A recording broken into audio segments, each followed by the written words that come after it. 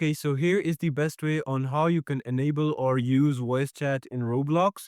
So in this tutorial, I'm going to exactly show you how you can enable or use voice chat in Roblox.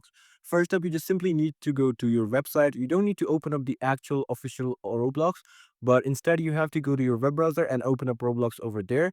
So once you're right over here, what you need to do is just simply press on your settings right over here. And once you press on it, you have to simply press on settings again. Once you do that, it'll bring you to your account info.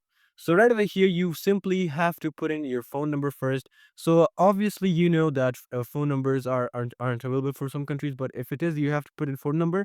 And then the second thing you have to make sure is that you have to be age 13 plus in order to use voice chat as in Roblox. So here I have my details as 2007, but the main thing is that you have to verify your age with it as well. If you haven't verified your age, it won't be able to continue. But before that, you have to go to privacy and restrictions. Right over here, you have to go to content maturity. And right over here, if it's set on minimal or mild, you have to do it on moderate or restricted.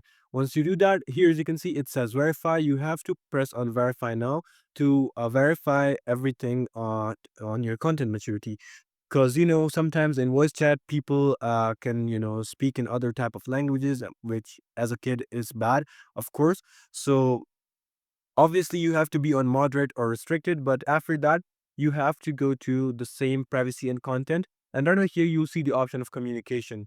And inside communication you'll see the voice chat option, but for me I don't have enabled or verify my account, so I won't be able to see it. But here you will be able to see voice chat option, just like experience chat. And once you press on it, you'll be able to turn it on, just like that. And for me it's not, but it will show something like this, turning on toggle, and it will be off, and you will have to turn it on like that.